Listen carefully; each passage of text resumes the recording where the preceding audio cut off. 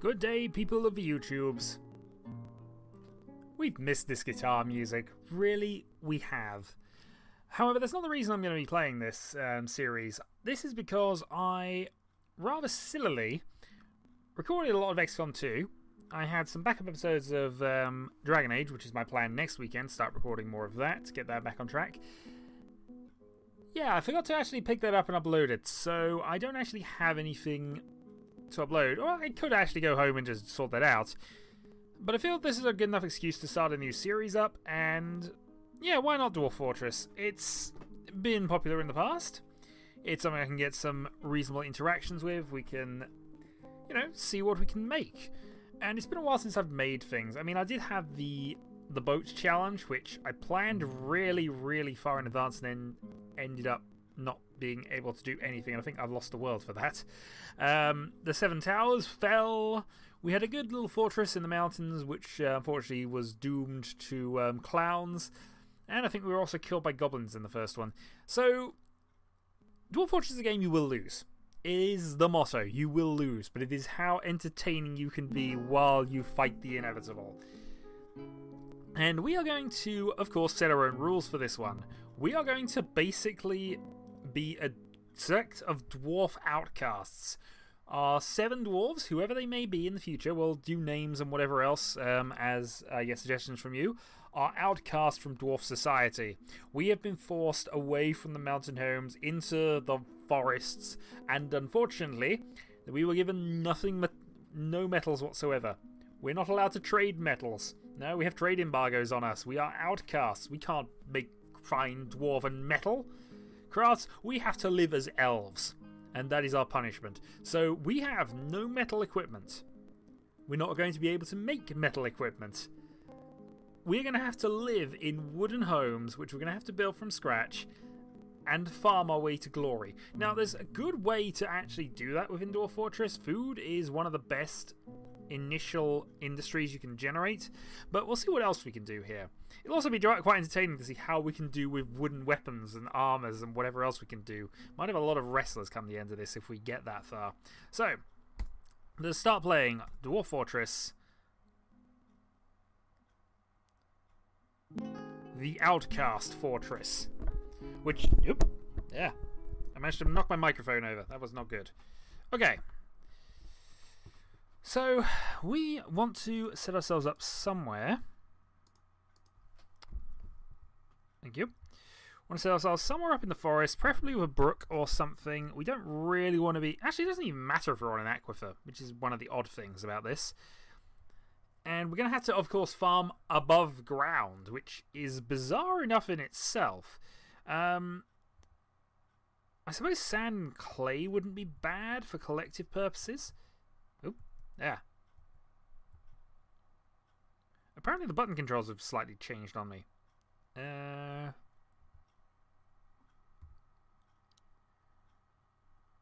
Oh yeah, it used to be S. That's what's confusing me.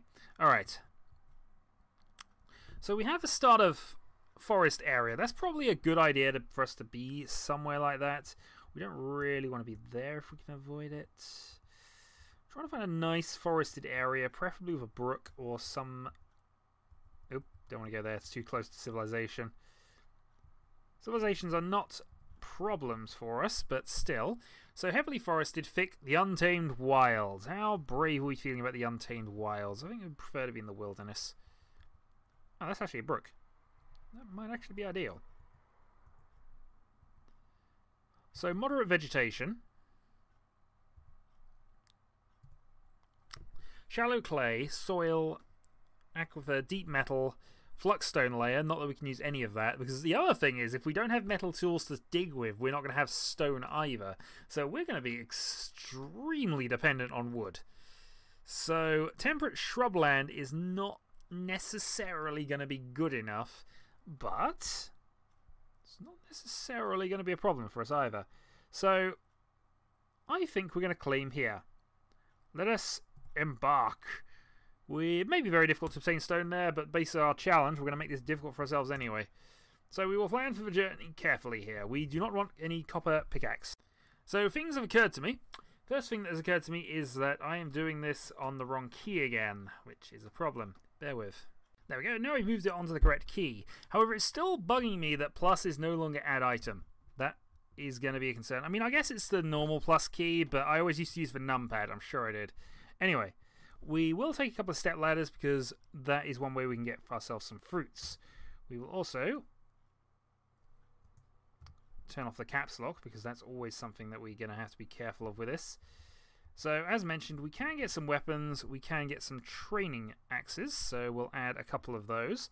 I want to add a few more, but we're not going to be able to buy metals. That's the other part of the challenge I'm going to set for myself. No buying of anything metallic, no buying metals. I mean, I guess we could technically from the humans and elves, maybe, because they're not the dwarves. We can sort of do deals on the side, perhaps? So, okay, I'm okay with that. So we can buy metals and other things, but we can only do it from the humans, the goblins, and the elves. So anyway. So now we've done that, we also want to... Leather could be worth picking up, just for some incidental things. We will need some wood. Just seeing if there's anything else we can pick up that would be actually useful for us. Some mugs, potentially... Flasks are all going to be... Oh no, we can have water skins. Okay. We do want to pick up some bags, and the cheapest bags are clearly badger leather. So I'll add some leather bags to us. We will want, of course, to pick up some barrels as well, because we're going to need those. We'll also need some booze. As much booze as we can get away with. Because, actually, booze should be something that comes relatively quickly to us. But we, of course, want to go into 21s because that gives us extra stuff. I actually don't know if we need plump helmet spawn. Because I don't think we can, unless we get lucky and we find a cave entrance, a natural cave entrance, I don't think we can actually use these. So we might have to get rid of all of this as well. Oh, I'll tell you what, I'm challenging myself with this one. Alright, I will take some plump helmet spawn, but that is pretty much... I'm not expecting to be able to use that. Okay, so 2-step ladders, buckets, splints. We've got some thread. We will, of course, upgrade that to 11 on each. Some extra bags. I don't think we need ropes for a lot of stuff, in all honesty. The bags could be helpful, although the leather bags are cheaper. Yeah, because the leather bags are cheaper, we will buy them. So, some plump helmets up to 21, fish up to 21, tripe up to 21. Okay. Beyond that, we are going to have to farm. We're going to need to. So, we will take a... We will take a male cat. Because, honestly, you need something to deal with pests. I mean, admittedly, we're above ground, so... I don't know. That might actually be okay. Beyond that, I would suppose our best bet is to probably go with ducks, which is my usual traditional standby in terms of food, at least for eggs, and then maybe go for... I could go for alpacas. They were pricey, but...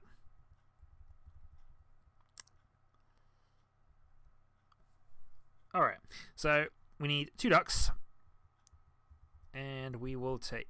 Actually, no, we'll take 7 ducks, 2 drakes. So that's our initial food situation sorted out. We can get some nests for them quite easily. Oh, we can do that as well. We can go for beekeeping. I hadn't thought about that. And then we can go for a couple of alpaca. So we have a breeding pair. Hopefully we'll be able to make some use out of that. And now we're going to have to think about how we're going to cut off stuff down a bit.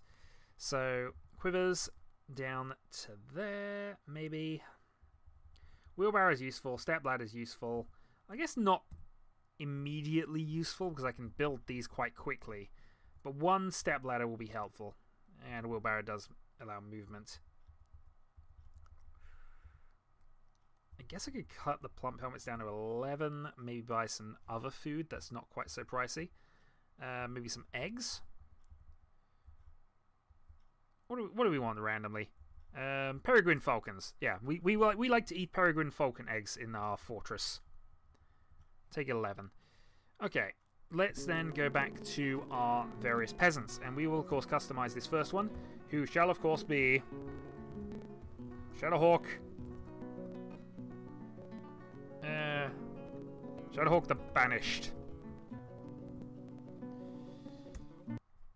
And everybody will pretty much be whoever the Banished, I think, when we go do this.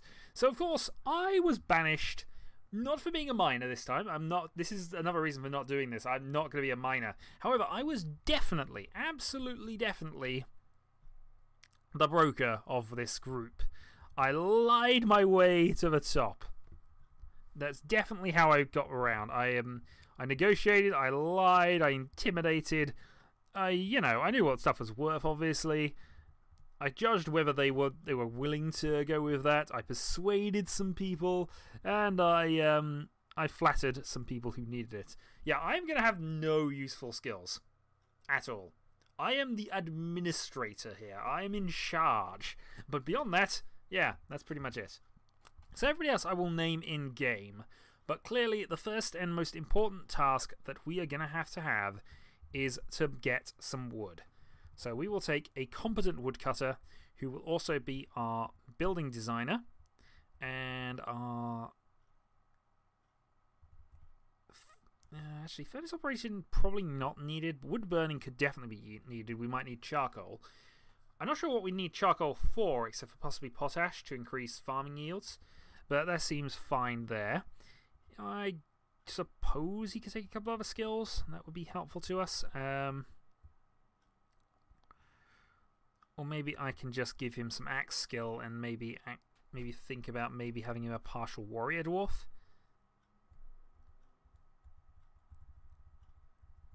So novice axe dwarf and novice fighter.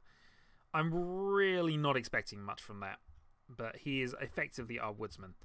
So having one woodsman means we've got somebody who can at least do stuff. We're going to have a backup woodsman because we're going to need that initially. However, this guy is going to be our carpenter. He'll be proficient. He will have... What else could he have? I suppose we could have wood crafting just as a backup skill. Paper, books, and... Will we be able to make mechanics? I don't think we will.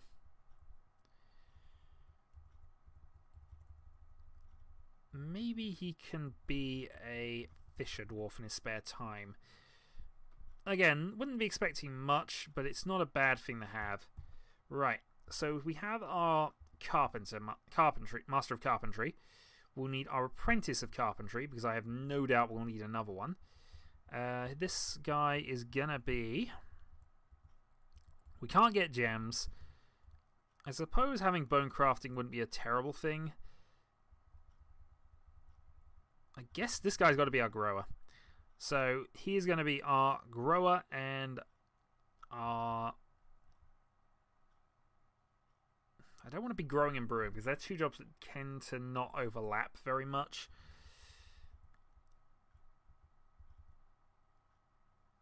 I suppose we could have fish cleaner dissector, maybe. Give him all the fishing suite as well. Food is what we're going to be wanting for the most part, and I've just realised we've run out of points, so I'm going to have to think about how to get around this. Do we keep the alpaca? Probably not. They're too pricey. Alright, we'll go back and see what we can actually farm with later, but for now, that seems fine. I suppose we could do a level worker, actually. Maybe butcher town a level worker and just have somebody there. Yeah, make blessed other cheesemakers. Although we would need a milker for that as well. Yeah, actually, that's a better way around for it. So, 1 point in milking and 1 point in animal caretaking.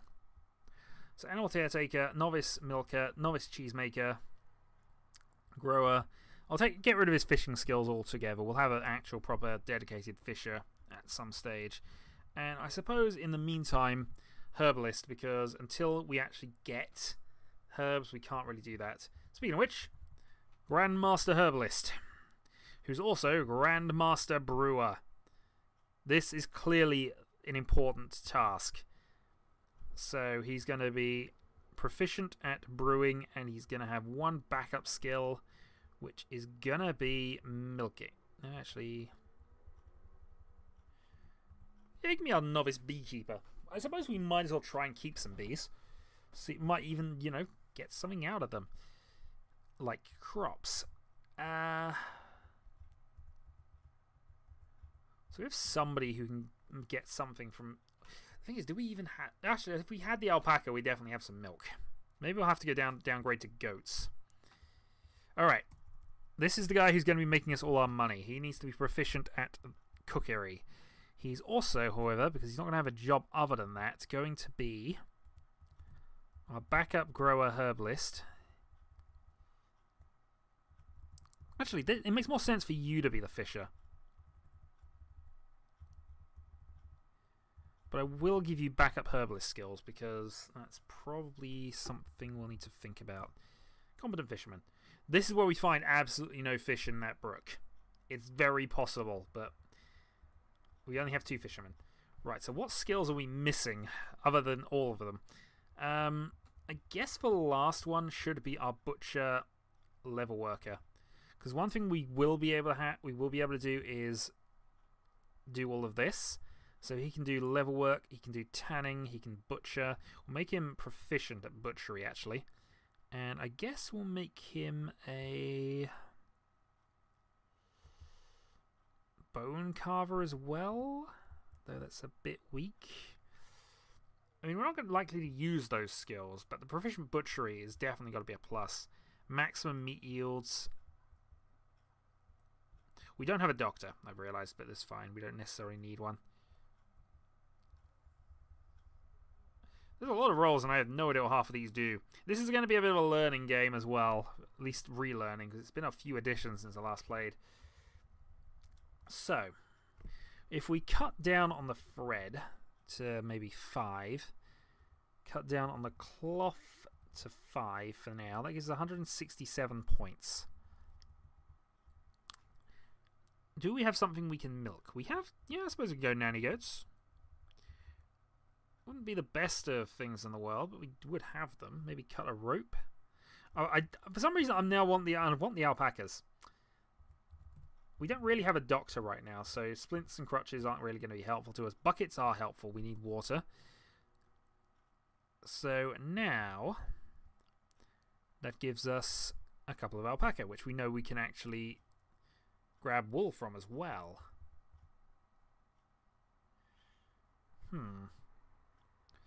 Do we have anybody who has that skill? I don't think we do. Unfortunately, you're the butcher. So... but then again, you've got nothing you can actually do to start with. So maybe having you be our shearer isn't a bad plan here.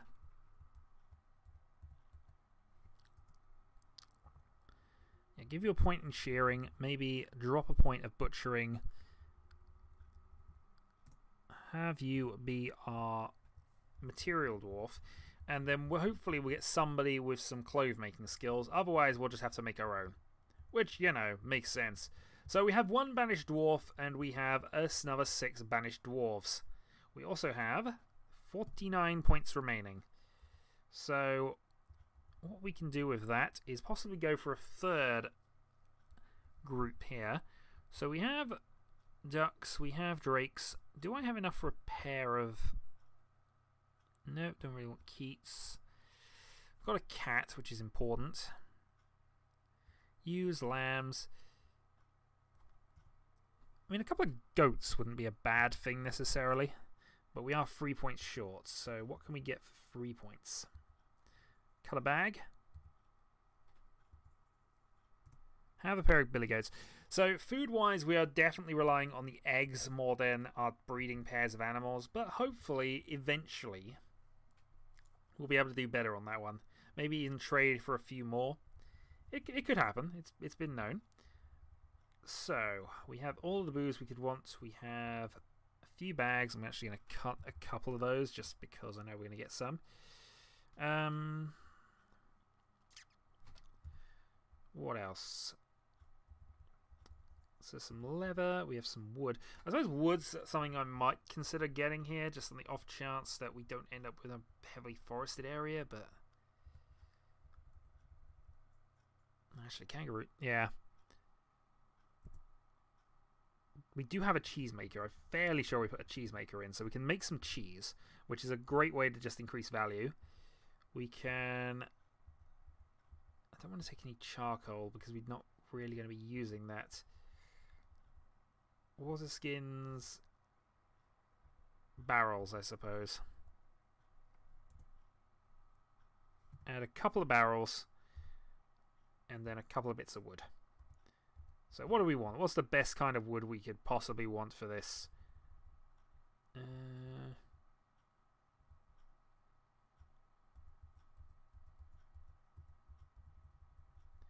Yeah, we'll have cherry wood. Okay. So we have a couple of logs, we have a couple of things. Let us then save this as the Exiled. And let us begin our attempt to stay above ground, to build a community, and never have any metal that the dwarves ever know about. Let us embark. Hoping that we are embarking.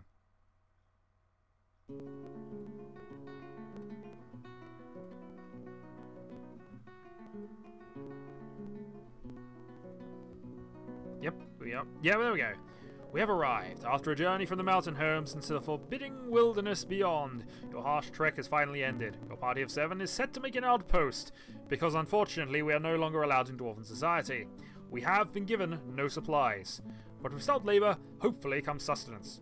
Whether by bolt, plough or hook, provide for your dwarves. You're expecting a supply caravan of people to check up on you and make sure you're not causing any further trouble before winter comes. But it is spring now, enough to secure lodgings. Here the cougars are hungry. A new chapter of Dwarven history begins in this place, Cat Gully. Strike the earth. Okay, we shall press the pause button. So, I'm using a slightly different graphics engine for this one. And, you know, I like it. I'm really tempted to just keep looking into the darn stonework and just see what we could have got. Tree roots, sandy loam. Oh, see, this would be perfect for the farming side of things, but we don't have the ability to do any farming. Okay. Also, this area is completely waterlogged. Oh, there's the brook. Okay. So we have our brook here. That means we've got a good chance of getting some fishing done anyway. So, where do we set up? Because, of course, we need to clear that area off first. So designation, chop down trees. I think what we're going to do, in terms of areas, it's probably best to set up in this kind of area here, large enough that we can possibly build into, dig a few areas there. We've got room to expand over to that way. So let's go and chop down all the trees from there to there. Okay, that seems good. Meanwhile, let us have a quick check through our units. So we have a carpenter, we have a woodcutter, we have a farmer, a butcher, a cook, a planter, and Shadowhawk the Banished, who of course is a noble. So he will have to do some stuff. It's raining on me. It's very annoying. Indeed it is. So once we get some wood, we'll hopefully start building up. For now though, what we need to do is set up our pasture zones. So since we have cleared out some of the area, I suppose the other thing to do, getting immediately distracted, is for the same area we were more or less in, we want to go and see if there's any edible plants we can nab. Down to about there. There we go, so we have some edible plants that we can hopefully grow into stuff. We're going to start a stockpile of refuse, I think. And that refuse stockpile is going to be positioned quite a way away from the river, I think. Possibly here. Let's see if there's anything up top that we really need to concern ourselves with. Probably not. Okay. So we have our refuse stockpile in place. We can then, I suppose, think about what we can actually do to store stuff here, because we're going to have to build 2 large rooms. One large storehouse for everything, one large area for that. And you know what, I think I'm going to do that next time. This is a good introduction to things. I need to do some planning, which takes me a long time, but hopefully when I come back, we will know what we are doing. So, the Shadow of 2012, this is the fortress. Let us begin. Until then. And also, I've forgotten that's not the button anymore.